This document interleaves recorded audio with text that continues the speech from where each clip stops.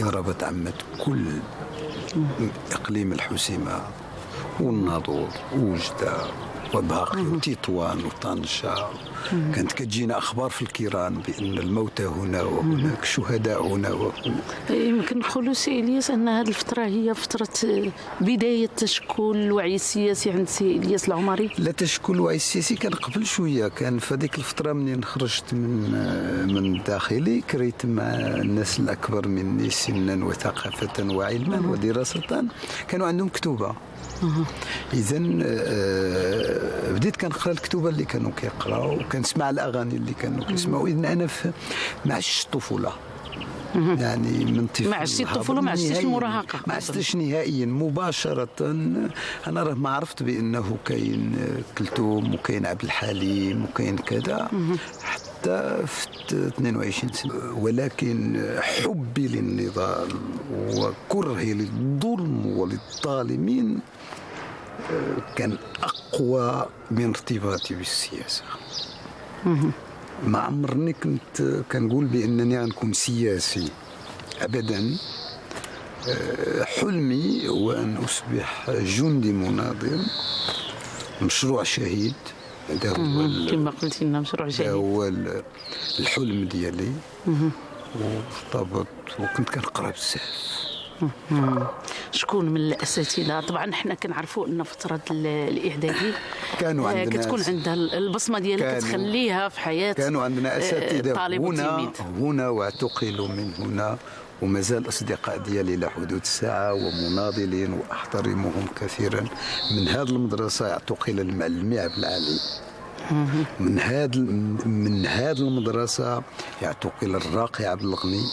من هذه المدرسه ومن ذاك القسم هرب الطبل، كان استاذ ديال الفيزياء، والمعلمي كان استاذ ديال الماط والراقي.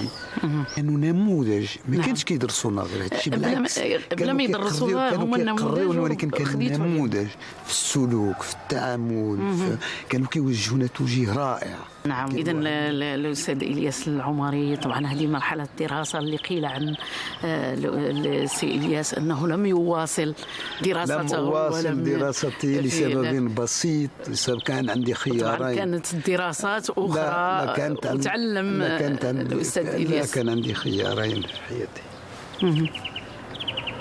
ما إما أنني أستمر في الدراسة، وكنت مجتهد في شهادة الأساتذة ديالي، وبالخصوص في المواد العلمية، بالخصوص في الماتيماتيك. وكنت حتى أيضا مجتهد لا في التاريخ ولا في الآداب ما إما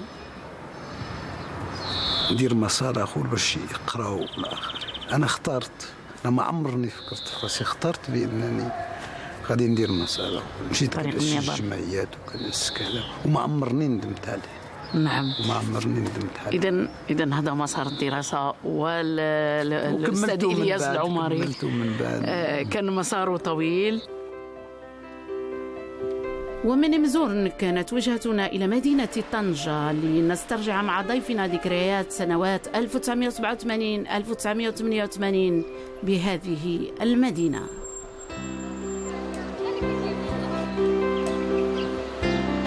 إذن سي إلياس، إحنا الآن في الجهة وإحنا في مدينة طنجة، المحطة الأولى اللي غادرت إليها من الحسيمة من بعد، وأظن من بعد 87 ياك سي إلياس، بعد الاعتقالات اللي كانت في صفوف الأصدقاء. فشنو يمكن تقول لنا على هذه الفترة هذه؟ حدثنا عنها. في الحقيقة كانت المحطة الثانية ديالي من المحطة الثانية من الهروب. المحطة الأولى كانت مدينة فاس في بداية الصيف ديال 87. يبان الاعتقالات من هاجموا دارنا في القرية، وتم اعتقال خويا وابتزازوا باش نسلم راسي.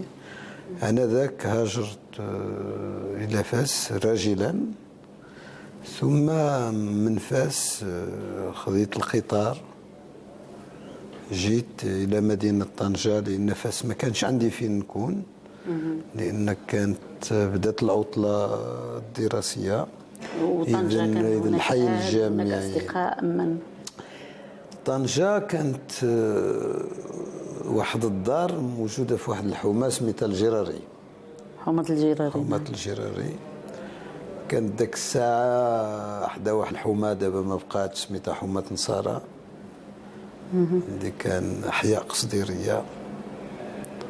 في البداية كنت دوزت شي ايامات على برا، من بعد انتقلت لهذه الدار اللي هي كترجع الملكيه ديالها لشي حد من العائله ديالي ومن القريه، كان كيكون في الخارج وكانت عندهم دار. طبعا جيت لهذيك الدار جلست فيها، ما كان نخرجش بزاف، او الخروج ديالي كان مرتبط بالشارع اللي موجوده فيه ذاك الدار. ذاك الساعه كانت الحومه مازال جديده واللي كان كيتكلف باش كينزل المدينه كيجيب الماكله وكيجيب هو مناضلين رفاق كانوا كيجيو عندي، كانوا كيمشيو تماك. عشت معاناه حقيقيه انا في مدينه طنجه، يعني بين السريه وبدلت سميتي اكثر من مره، ما بين الضغوطات اللي كانت كتمارس عليا من بعض الرفاق اللي كانوا في الخارج، دي كان كيقولوا لي ضروري نغادر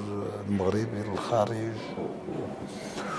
وانا ما عرفتش، كان عندي واحد ارتباط ما بغيتش نغادر للخارج، وكنت كنقول الرفاق اللي في الخارج لان حتى اذا كان الحكم اكثر من 3 سنين عاد نمشي. ومنين جا الحكم في 5 سنين الحبس غيابيا قالوا لي ما بقاش عندك المبرر، ولكن مع ذلك رفضت باش نمشي للخارج، وبقيت عشت المدة ديال 4 شهور في طنجة، 4 شهور ولا 5 شهور في ذاك الحومة. نعم.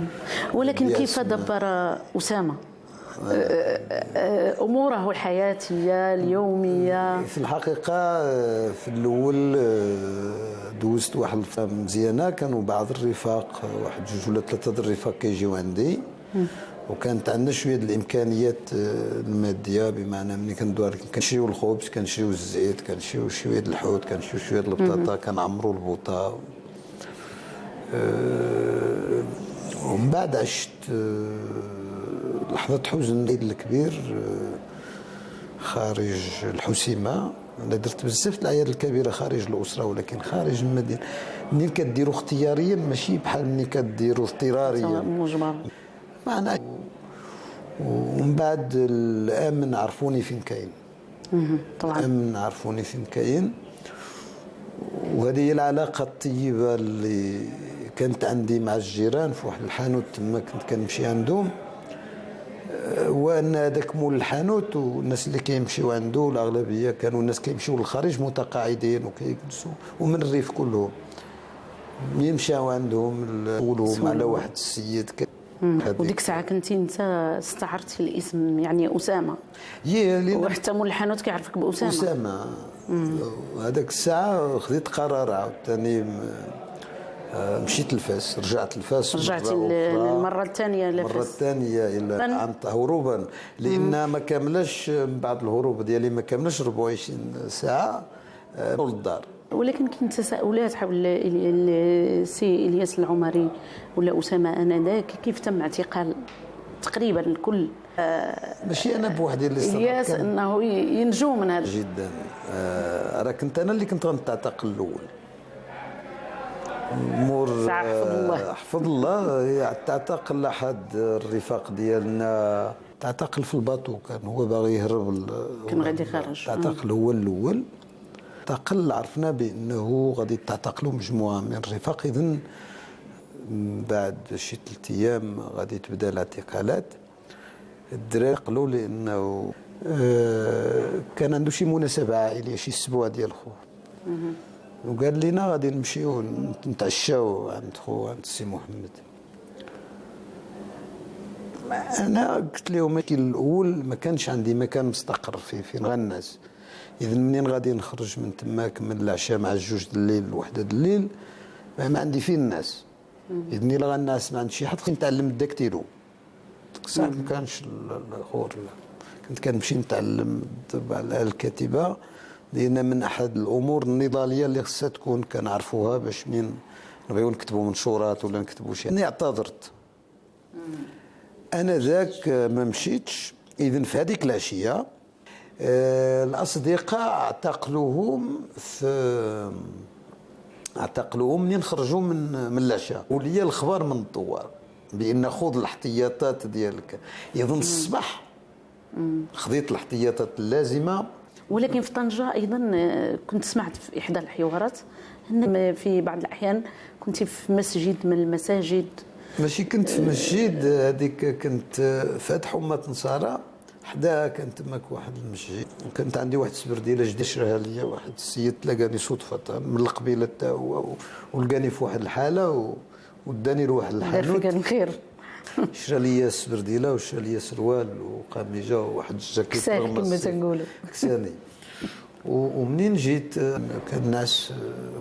نعست فيه وحيدت السبرديله ودرت حدا راسي،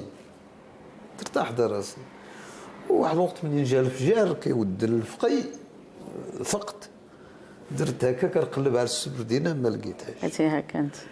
شفت المصلين وراه اعتذرت اكثر من مره، يمكن هذاك شفت الصباط اللي جاني حتى انا لبست وزدت ومشيت نقلب فينا عاوتاني نكمل النعاس. ونحن نتتبع خطى مسار ضيفنا، وكان لابد وأن نعرج من حياتي بل هي أنا، إنها مهنة 1990. كما لاحظت أنا جوج حوايج ربما في هادشي كل شيء اللي مأثرين فيا، هي القبيله ديالي والمنطقه ديالي نكور منود. متبعه بالنسبه لي انا ما كانتش مهنه فقط كناكل منها الخبز، لا بالعكس كانت جزء كبير من حياتي. كنعرف لوفسيت ولا كنعرف ماسيكول ولا لا ديبليوز ولا لا بليوز ولا لا غوطا ولا كذا، يعني كنعرف لي بياس اللي فيها وكل شيء اللي فيها، كما كنعرف الافراد ديال العائله. اللمس ديال الكتاب، الماكينه وقصد الوالده، كان عندي هذا الشيء هكذا، كان عندي مهم جدا ومازال مهم. ملي كيسولوني الناس اش غتختار في حياتك من الهيئه العليا للاتصال السمعي البصري، رجعت لنفس المهنه. رجعت لنفس المهنه. غير النهار الاول ماشي مطبعه مباشره، النهار الاول كانت دار النشر مع الاخ الصديق الرفيق عمر الزايدي في 89 90. هذاك هي انطلاقتي في